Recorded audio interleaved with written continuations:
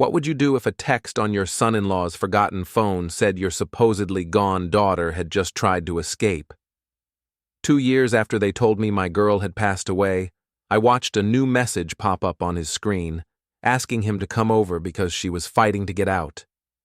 20 minutes later, with his phone in my hand and my whole life suddenly upside down, I made one call that sent the police to his mother's house, and what we uncovered in her basement changed everything. Before we go any further, take a second to subscribe, hit the hype button, and like the video. It really helps the channel grow. And tell us in the comments, what would you do in this situation? The morning started like any other Tuesday at my fishing tackle shop. Sunlight streamed through the front windows, catching dust motes that drifted between rows of hooks, lures, and carefully wound fishing line. I was helping Old Man Patterson choose between 2 fly rods when the door chimed and Owen walked in. My son-in-law. The man who married my only child. The last connection I had to her memory. He looked bored already, one hand scrolling through his phone, the other shoved deep in his pocket. His suit was expensive, his shoes polished to a mirror shine. Everything about him screamed hospital administrator. Polished, professional, untouchable. "Hey, Gerald." He didn't look up from his screen. "Owen." I set the rod down gently and walked toward him. "This is a nice surprise. Can I get you some coffee?" "No time. Just thought I'd stop by." He finally glanced around the shop, his mouth twisting slightly. "You know, someone told me last week that no one buys old-fashioned hooks anymore. Everything's going synthetic." Behind the counter, Lena, my shop assistant and probably my only real friend, winced. She knew how hard I worked to keep this place running, especially after Mara passed and then my daughter. "People still fish the old ways," I said quietly. "Some things don't need to change." Owen laughed, a short bark that held no warmth. "That's your problem, Gerald. You're stuck in the past. You need to move on." The words hit like a physical blow. Move on. As if 2 years was enough time to forget your only child. "I'm trying," I managed. "Are you?" He pocketed his phone and fixed me with a look that made me feel small. "Because every time we talk, you bring her up. You made everything harder back then, you know. The medical staff told me you kept calling, kept showing up. They said your emotions were, what was the word? Destabilizing." My throat tightened. I just wanted to be there. "You were too sensitive. You still are." He checked his watch. "Look, I really can't stay. Just wanted to check in. You doing okay with the bills and everything?" "I'm managing." "Good. Good." He moved toward the door, then paused. "Maybe we should have dinner sometime, at Mom's place. She asks about you." Lena, his mother, the woman who had organized my daughter's memorial service with such efficiency that I barely remembered it happening. "That would be nice," I said, though the thought made my stomach twist. An hour later, Owen showed up at my house. I'd invited him weeks ago, hoping we could watch a game together, maybe talk without the pressure of the shop or other people around. He sat on my couch, half watching the television, his phone constantly in his hands. The photo wall loomed behind him, pictures of my daughter at every age, from gap-toothed kindergartner to beautiful bride. Owen's back was to them. He never looked. "You remember when she learned to ride a bike?" I tried. "Right out front. She scraped her knee so bad, but she got right back on." His thumb scrolled. "Owen, can we just—" "Gerald." He finally looked at me and his eyes were flat. "I know you miss her. I miss her too. But talking about it constantly doesn't help. The doctors said I needed to process and move forward. Maybe you should consider therapy." The words collapsed before I could speak. When halftime came, Owen suddenly stood. "I've got to run. Mom needs help with something at her place." He grabbed his keys and jacket from the chair, moving with the same hurried efficiency he always had. The door closed behind him before I could even say goodbye. I sat there for a long moment, staring at the empty couch, feeling the familiar weight of loneliness settle over me. Then I noticed it, a black rectangle wedged between the cushions. His phone. I pulled it out, turning it over in my hands. I should call him, I thought. Let him know he forgot it. I carried it to the kitchen and set it on the table, reaching for my landline. That's when the screen lit up. A text notification.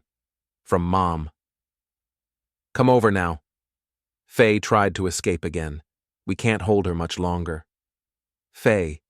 My daughter's name. My daughter who was supposed to be gone. The phone slipped from my fingers, clattering on the table.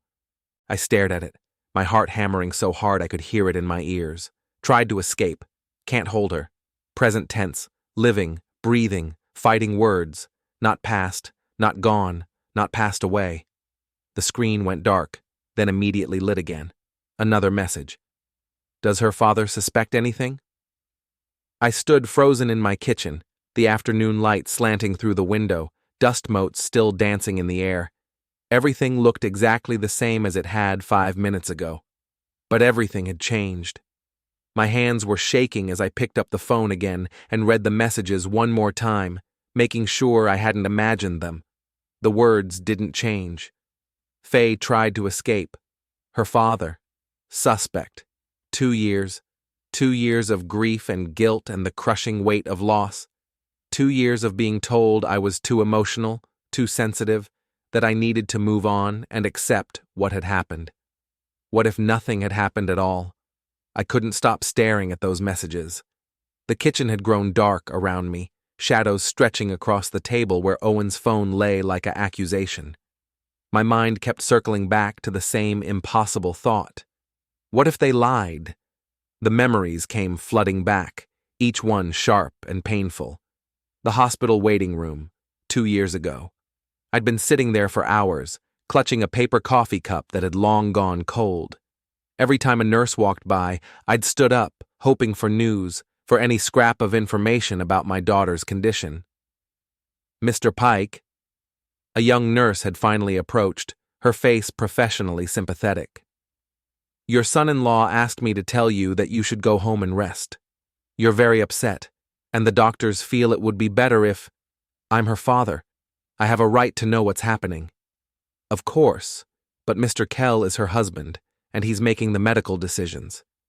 He says you're not handling this well, and that stress could interfere with her treatment. I'd gone home, ashamed of my emotions, ashamed of caring too much. Then came the memorial service. Lena had arranged everything, the flowers, the music, the closed urn that held... what? I'd never been shown any official documentation about her passing, never seen any hospital paperwork, never received a single bill in my name, despite supposedly being next of kin. Owen had explained it all away. Medical law is complicated, Gerald. There were hospital mistakes, privacy issues. We can't share all the details. You need to trust us. You need to trust that we did everything we could. And I had trusted them, because what else could I do? I remembered trying to visit the apartment before the end, showing up unannounced, because Owen wouldn't return my calls. The security guard had stopped me in the lobby, phone pressed to his ear. I'm sorry, sir. The residents upstairs say you can't come up. They need their privacy right now. Owen had called later, his voice tight with anger. You can't just show up like that. You're making this harder for everyone. This is exactly the kind of behavior the medical team warned us about. I'd stopped visiting, stopped calling every day. By the end, my calls had dwindled to once a week, then once a month, and Owen rarely answered. Now, standing at the lakeside dock behind my shop, watching the sunset paint the water in shades of orange and gold, I understood. They'd been isolating me, systematically cutting me off from my own daughter, using my grief and guilt as weapons against me. The evening air was cool, carrying the scent of water and fish and the pine trees that lined the shore. This had always been my thinking place, where I came when the shop was closed and the silence of my empty house felt too heavy. I pulled out the small notepad I always kept in my vest pocket, the same one where I logged inventory and tracked orders. On a fresh page, I started writing. Hospital visits. Last one, October 15th, 2 years ago, turned away. Memorial service, November 3rd. Lena organized. Closed urn, no viewing. Last time I saw Faye alive, September 22nd, at their apartment. Owen said she was tired, needed rest. Visit lasted 10 minutes. I left space after each line. Space for answers I didn't have yet. Space for the truth that had been hidden from me. At the bottom of the page, I added one more line. Today. Her name in a text. I closed the notepad and turned back toward the shop. The water lapped gently at the dock posts. A fish jumped somewhere out in the deeper water. The world kept turning, indifferent to the earthquake that had just split my life in two. But something had changed in me during that hour on the dock. The passive grief that had defined my last 2 years was crystallizing into something harder, sharper, something that felt almost like hope, except hope had teeth now. My daughter might be alive, and if she was alive, someone had stolen 2 years of her life. 2 years of my life. Someone had locked her away and told me she was gone, banking on the fact that a simple shopkeeper wouldn't question them. They'd underestimated me. They'd mistaken quietness for weakness, grief for stupidity. Back in my kitchen, I sat at the table with Owen's phone in front of me like a bomb I was afraid to defuse. The sun had fully set now, and the only light came from the lamp above the stove, casting long shadows across the room. I'd never considered myself a man who invaded privacy. Mara had raised me to believe in trust, in giving people the benefit of the doubt. But Mara was gone, and the people I'd trusted had maybe, probably, taken my daughter from me. I could hear Owen's voice in my head. You're too sensitive, Gerald. Too dramatic. Then I heard something else. A memory of Faye's laugh, bright and clear, from when she was 7 years old, and I'd taken her fishing for the first time. She'd caught a tiny sunfish and acted like she'd landed a shark, dancing around the dock while Mara took pictures. I picked up the phone, the passcode. I'd seen Owen enter it once, months ago, when he'd asked me to hold his phone while he signed some papers at the shop. 4 digits, 1987. My hands trembled as I typed. The phone unlocked. Messages. I opened the thread with Mom first. Dozens of texts stretched back weeks, months. I scrolled up, reading in growing horror. Owen. She was asking for him again today, getting harder to deflect. Lena. Give her the sedatives I left, the blue ones. She'll sleep. Owen. What if he shows up here? Lena. He won't. He's too afraid of bothering us. We trained him well. Further up, older messages. Lena. The room is ready. Bring her tonight. Your father-in-law will never look past a funeral. Simple people don't question paperwork. Owen. Are you sure about this? If anyone finds out. Lena. No one will. He's a shopkeeper. He doesn't understand medical language or legal documents. We'll handle everything. My vision blurred. I had to set the phone down, press my palms against my eyes, force myself to breathe. They'd planned this, talked about me like I was an obstacle to be managed, a fool to be deceived. I picked up my old flip phone and started taking pictures of Owen's screen, one message thread after another. Then I opened my notepad and wrote down every phone number I could find, every date stamp, every detail that might matter later. By the time I finished, 3 hours had passed. My hand ached from writing. My old phone's memory was nearly full of photos. But I had something now, evidence, proof that I wasn't crazy or dramatic or too sensitive. The next morning, I opened the tackle shop as usual. Lena arrived at 8, her keys jingling as she let herself in through the back door. She took one look at my face and frowned. Gerald? You look like you didn't sleep. I didn't. Much. I tried to smile. Family thing. Nothing to worry about. The family that treats you like yesterday's bait? She crossed her arms. That family? Lena had worked for me for 5 years. She'd been there when Mara got sick, had come to both funerals. She was the only person who'd ever called Owen out on his behavior, telling me once that he had the warmth of a frozen mackerel. Lena, I need a favor, and I need you not to ask questions yet. Her eyes sharpened. What kind of favor? I need to print some photos from an email. But my computer skills are, well, you know how I am with technology. She studied me for a long moment, then nodded. Bring me your phone. The back office computer is already on. 20 minutes later, I had a folder full of printed screenshots tucked into my notepad. Lena hadn't asked a single question, though I could feel her curiosity like a physical presence. Thank you, I said quietly.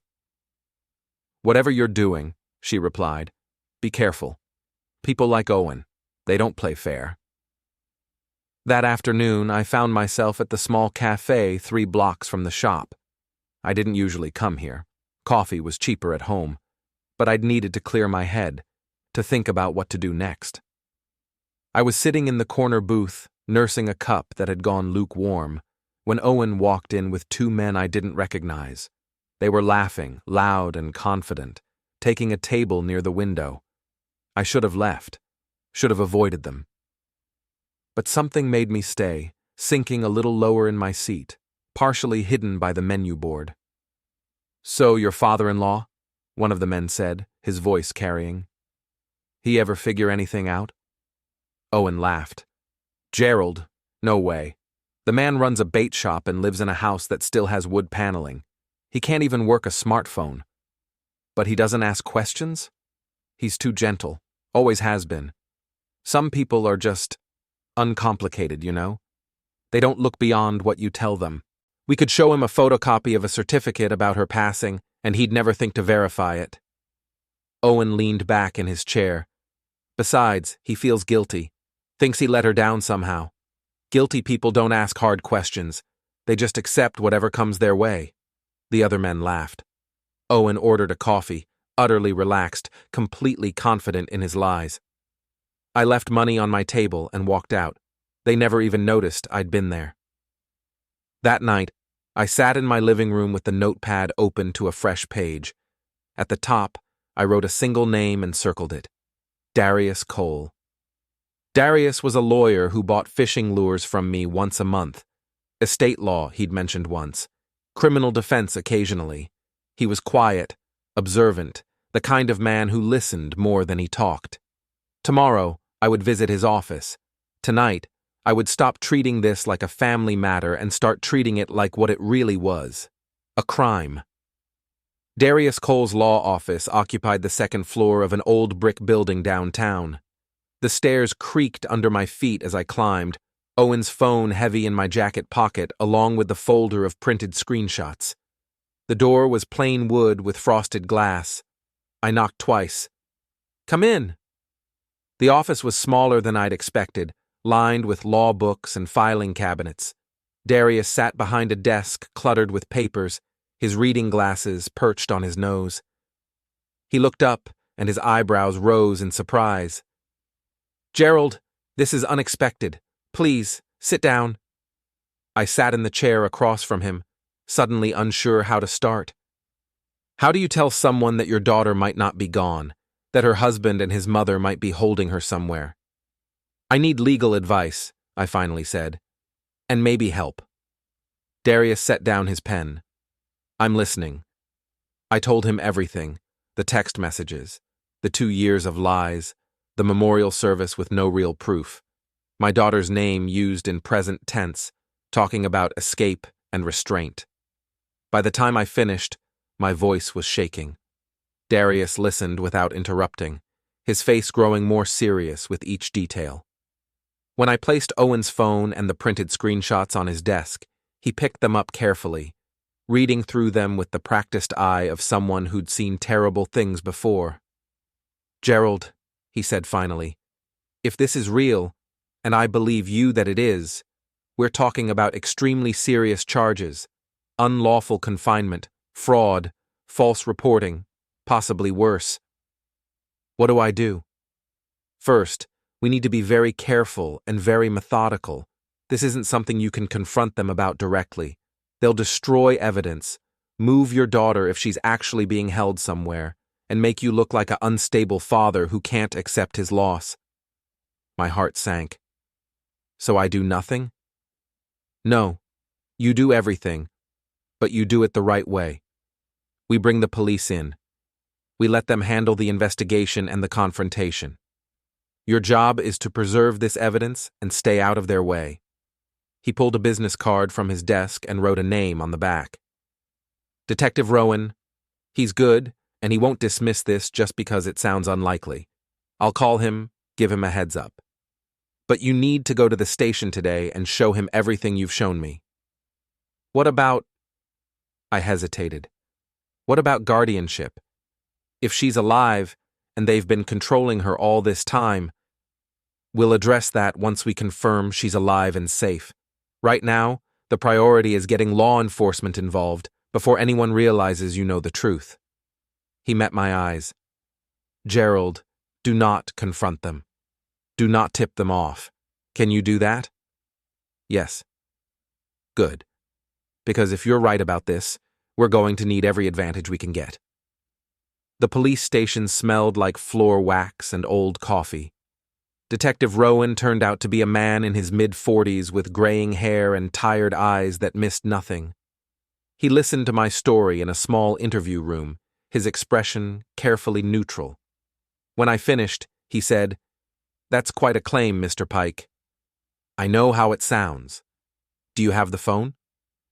I placed it on the table between us, along with my printed screenshots and the handwritten timeline I'd created. Every hospital visit, every rejected call, every moment over 2 years when they'd pushed me away. Rowan picked up the phone first, scrolling through the messages with growing intensity. Then he examined my timeline, cross-referencing dates. Finally, he looked at me. "Your son-in-law reported your daughter's passing to the county. There's an official record." My stomach dropped. "So I'm wrong?" "I didn't say that." He tapped the phone. "These messages reference her by name, in present tense, discussing actions that happened recently. Either these are fake, they're not. Or someone filed false reports with the county and possibly with medical facilities. That's serious fraud at minimum." He stood. "I need to keep this phone. Our tech team will copy everything and verify it hasn't been tampered with. In the meantime, I need you to do something difficult." "What?" "Act normal. If your son-in-law and his mother realize you know something, they could destroy evidence or move your daughter, if she's actually being held. Can you do that? Can you face them and pretend everything is fine?" I thought about 2 years of pretending I was fine when I was drowning in grief. 2 years of accepting their dismissals and their pity and their lies. Pretending was the only thing I'd gotten good at. "Yes," I said. Rowan's face softened slightly. "We're going to move on this quickly, Mr. Pike. But these things take time to do right. A few days, maybe a week. We need to verify records, get authorizations in place. Can you wait that long? If it means doing this right?" "Yes." He walked me to the door, then paused. "One more thing. If they invite you anywhere, especially to the mother's house, accept, and let me know immediately." Over the next 3 days, I existed in a strange state of suspended animation. I ran the shop, helped customers, ate meals I couldn't taste. Every time my phone rang, my heart jumped. But it was always just normal things: suppliers, Lena asking about orders, a customer with a question. Then, on the 4th day, my landline rang at home. I picked it up, expecting a telemarketer. "Gerald? It's Lena." I gripped the phone tighter. "Lena, hello? I hope I'm not bothering you, dear. I was just thinking, it's been so long since we all got together. I'd like to have a small dinner. Nothing fancy. Just family, remembering Faye. Remembering. Present tense would have been in memory of. The word choice felt deliberate, a test. "That would be nice," I managed.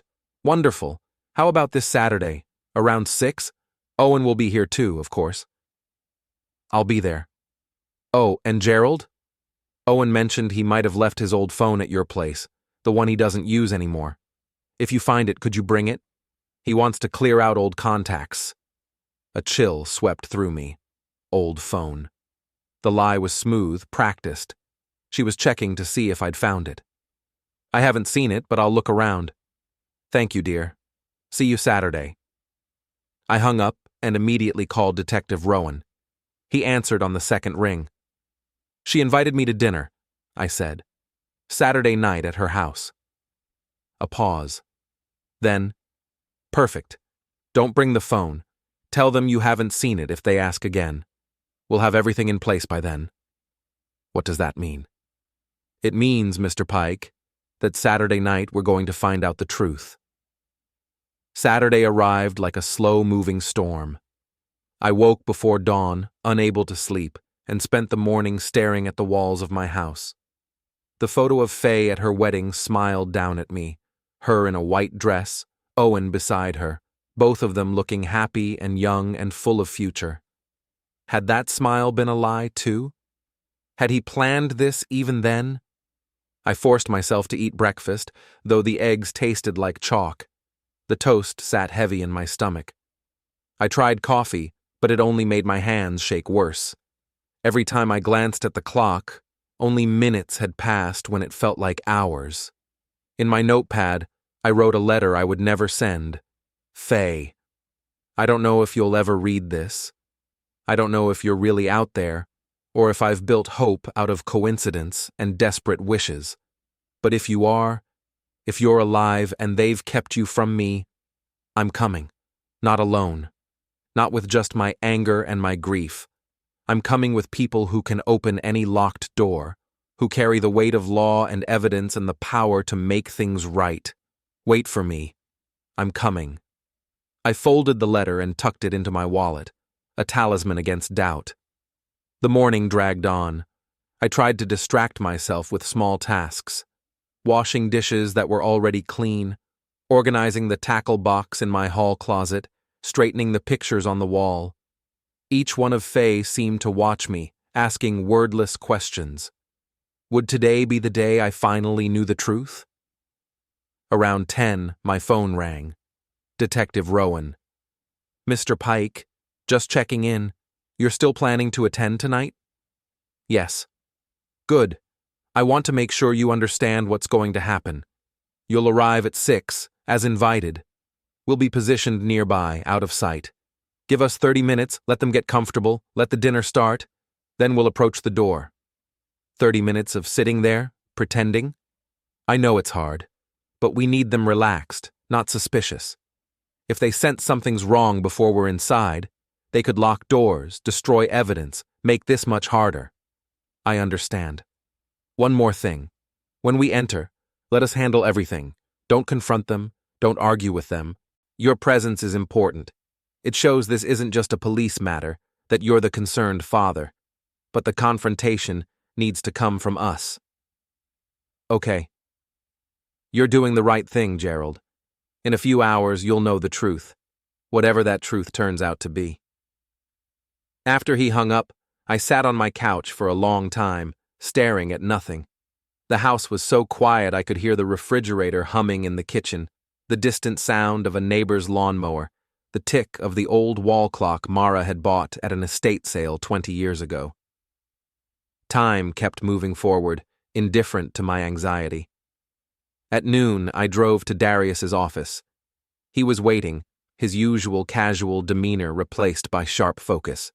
His desk was covered with papers, legal documents, printed reports, highlighted sections of law code. Gerald. He stood as I entered. Come in. Close the door.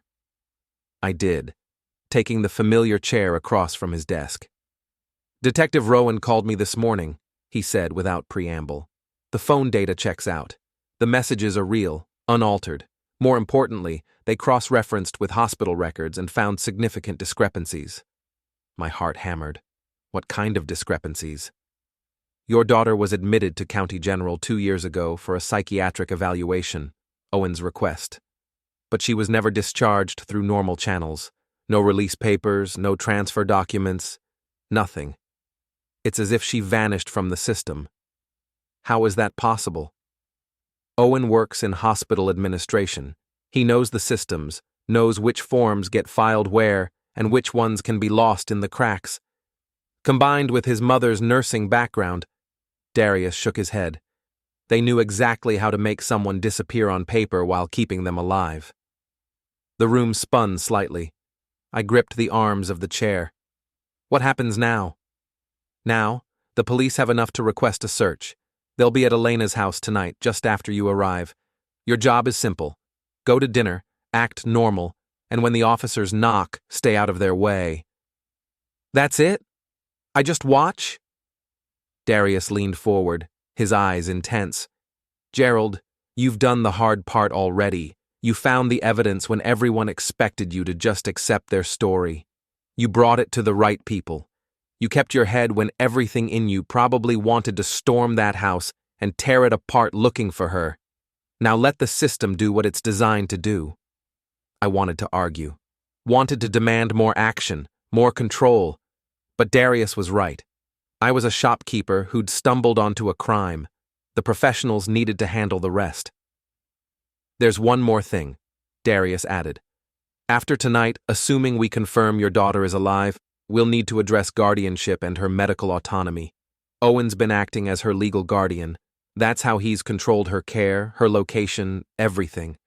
We'll need to break that and restore her rights, and potentially yours as her father. Can we do that? If we can prove he falsified her condition and held her against her will? Absolutely. The evidence is overwhelming, but one step at a time. First, we find her. Then we deal with the legal aftermath. He pulled a business card from his desk and slid it across to me. This is a psychiatrist who specializes in trauma recovery. When Faye is ready, and it may take some time, she'll need someone who understands what she's been through. I took the card, my throat tight. You really think she's there? I think Owen and Elena are terrified right now. Why else would Elena suddenly invite you to dinner and ask about that phone? They know something's wrong. They're trying to figure out what you know. Tonight, they'll find out. I left his office at 1, my head spinning with information and possibility. The hours until 6 stretched ahead like a canyon I had to cross step by careful step. At home, I tried to rest. Failed. Tried to read. Failed. Finally, I went to my bedroom and opened the closet where I kept my good clothes. The suit hung there, dark gray, the same one I'd worn to the memorial service. It felt appropriate somehow, like I was attending another funeral. The funeral of the lies that had buried my daughter alive. I showered, shaved carefully, put on a clean shirt. My hands were steadier now. The anxiety had crystallized into something harder, colder. Focus. At 5, I ate a small meal. A sandwich I barely tasted, a glass of water. My stomach was in knots, but I forced the food down. I needed to be sharp tonight, not dizzy from an empty stomach. At 5:30, I stood in my bathroom, adjusting my tie in the mirror. The man looking back at me seemed like a stranger. Grim-faced, determined, nothing like the grief-hollowed shopkeeper Owen and Elena thought they knew. They'd underestimated me, used my quietness against me, my politeness as a weapon. Tonight, they'd learn what a mistake that had been. The drive to Elena's house took 15 minutes. I drove slowly, carefully, following every traffic law. The last thing I needed was to be late because of a speeding ticket or an accident. Her neighborhood was quiet, suburban, the kind of place where people mowed their lawns and waved to neighbors and never imagined that monsters lived behind neat hedges and fresh paint. Kids played basketball in a driveway 3 houses down. A woman walked her dog past Elena's mailbox, smiling at nothing in particular. Normal. Everything looked so devastatingly normal. I parked at the curb and sat for a moment, staring at the house. It was a pleasant 2-story with cream-colored siding and dark shutters. Flowers lined the walkway, well-tended, carefully arranged. Lights glowed in the windows. A wreath hung on the front door. Picture perfect. My hands gripped the steering wheel until my knuckles ached, the leather creaking under my fingers. Then I forced myself to let go, to breathe, to step out of the car.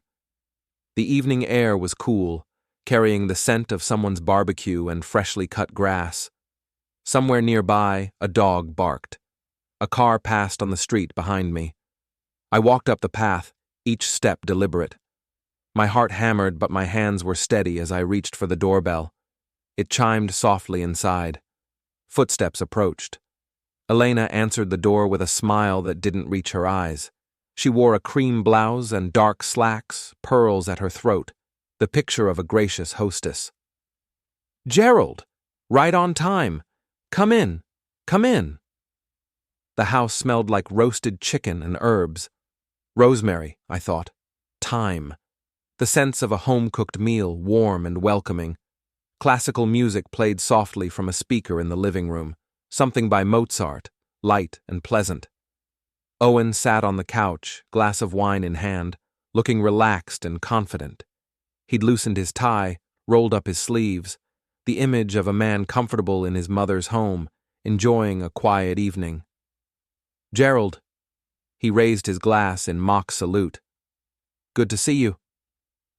I managed a nod, not trusting my voice. Every instinct screamed at me to grab him by the collar, to demand answers.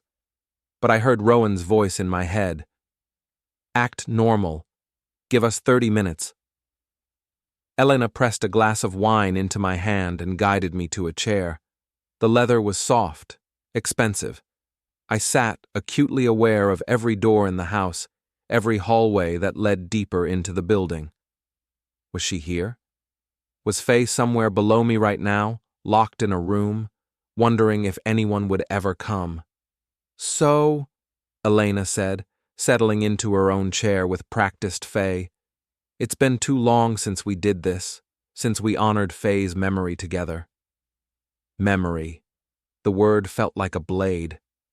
I sipped the wine to avoid speaking. It was good wine, red and full-bodied, the kind Mara used to like. Owen leaned back, swirling his wine casually. "Work's been crazy. The hospital is talking about budget cuts again. They always want more efficiency, more paperwork, less actual care. Sometimes I think they forget we're dealing with actual people, not just numbers on a spreadsheet." The irony of those words coming from him was almost physically painful. I set my wine glass down carefully, afraid I might throw it. "Gerald, you look tired," Lena observed, her head tilting in concern. "Are you taking care of yourself? Eating properly? The shop must keep you so busy." "I manage."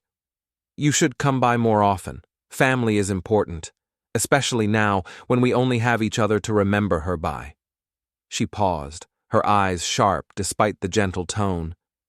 "You know, Owen mentioned he might have left an old phone at your place. Did you ever find it?" There it was, the real reason for the dinner, the test. "No," I said, meeting her eyes. "I looked around, but nothing turned up. Maybe he left it somewhere else?" Owen frowned slightly. "Strange. I could have sworn." "Well, these things happen," Lena interrupted smoothly. "No matter. It was just old contacts anyway." But I saw the glance she exchanged with Owen, the slight tension in her shoulders. They weren't sure. They suspected, but they didn't know. I checked my watch. 6:15, 15 more minutes. "So, Gerald," Owen said, leaning forward slightly, "Mom mentioned you've been looking a bit run down lately. Everything okay with the shop? Finances holding up?" "Business is steady." "Good, good. Because if you ever need help, I know pride can be a problem sometimes, especially for men of your generation.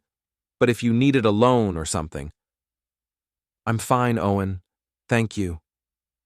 The conversation continued in that vein, surface-level concern masking something else. Testing, probing, trying to figure out if I knew something I shouldn't. I played my part, the simple shopkeeper, the grieving father who'd accepted their story and moved on as best he could. I talked about a customer who'd landed a 12-pound base. About Lena's suggestion that we expand our lure selection. Safe topics, boring topics. All the while, the clock ticked forward. 6:25, 6:30, 6:35. The doorbell rang. Elena frowned, setting down her wine glass. Who could that be at this hour? Through the frosted glass of the front door, I could see the shapes of at least two people.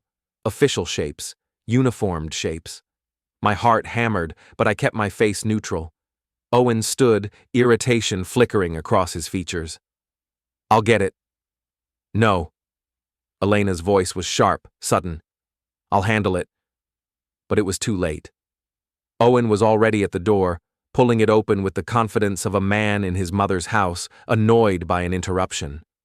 Two police officers stood on the porch, with Detective Rowan just behind them in plain clothes. Owen Kell? Rowan said, his voice professional and flat. Yes? What's this about? Rowan held up a folded paper, official seals visible even from where I sat. We have authorization to search this property. We're coming in. Owen's face went white, then red. Search? On what grounds? May we come in? Rowan's voice was professional, calm, but there was steel underneath. No, this is ridiculous. Gerald. Owen spun toward me. What did you do? I stayed seated, my heart hammering. I don't understand. Elena had appeared in the hallway, her face carefully composed. Officers, there must be some mistake. We're just having a quiet family dinner. Rowan stepped into the entryway, the uniformed officers flanking him. Elena Kell, we need to search your property, including the basement.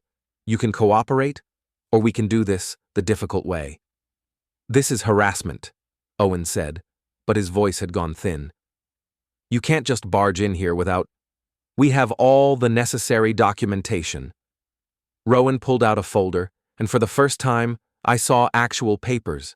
Official seals, signatures, the weight of the legal system made visible. Text messages between you and your mother discussing the restraint and concealment of Faye Pike, phone records, hospital discrepancies. We have enough to search, and if we find what we expect to find, you'll both be facing serious charges. Owen looked at me, and I saw the moment he understood. You went through my phone. You left it at my house. You had no right. Your messages mentioned my daughter, who you claimed was no longer alive. I had every right. Elena's composure cracked. She needed help, medical help. You wouldn't have understood the complexity of... Where is she? Rowan interrupted. Silence, heavy and thick. The basement, one of the uniformed officers said, gesturing to a door in the hallway. Sir, this door has external locks. Owen moved as if to block the way, but Rowan held up a hand. Don't! You're making this worse for yourself. Two officers approached the basement door. Elena made a small sound in her throat, not quite a protest, not quite a sob. Owen stood frozen, his wine glass still in his hand, staring at nothing. The locks clicked open. The door swung wide, revealing stairs leading down into darkness.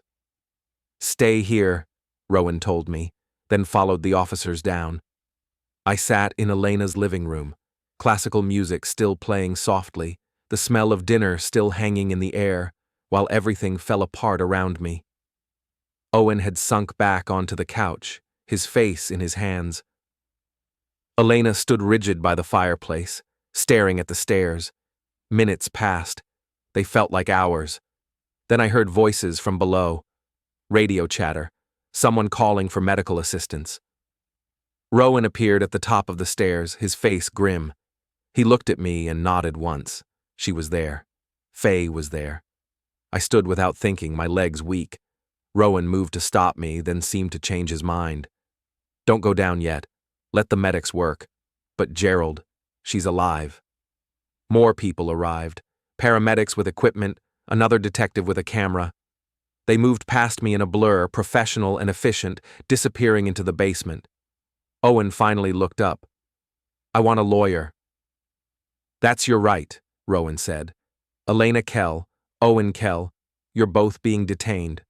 We'll continue this conversation at the station. Owen stood, his movements mechanical. Gerald, you don't understand. She was sick, genuinely sick. The doctors said what you told them to say. Rowan interrupted. We've already pulled the real records. Your wife was admitted for evaluation, not commitment. You falsified her discharge, falsified reports of her passing, and kept her here against her will. Your messages spell it out clearly. She would have hurt herself. Then you get proper treatment through proper channels. You don't fake someone's exit from life and lock them in your mother's basement. Rowan nodded to the officers. Take them. As they were led toward the door in handcuffs, Elena looked back at me. You've ruined everything. She was safe here, protected. You couldn't understand what she needed. I needed my daughter, I said quietly. That's all I ever needed. The door closed behind them.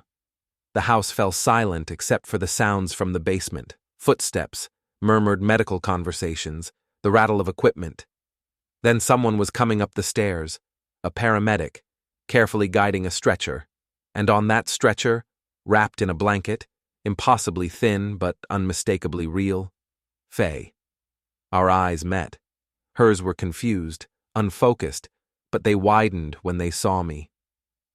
Dad? The word broke something in me. I moved toward the stretcher, and the paramedics didn't stop me.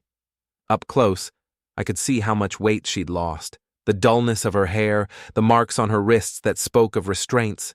But she was breathing, moving, alive. I'm here, I managed. I'm here now. Her hand reached out, weak and trembling. I took it, holding gently, afraid she might break. I tried to leave, she whispered, so many times. But they said you couldn't handle seeing me like this, that it would hurt you. They lied about everything. Tears tracked down her face. I didn't know if anyone would come. I came, not alone. I brought help, real help. I looked at the paramedics. Where are you taking her?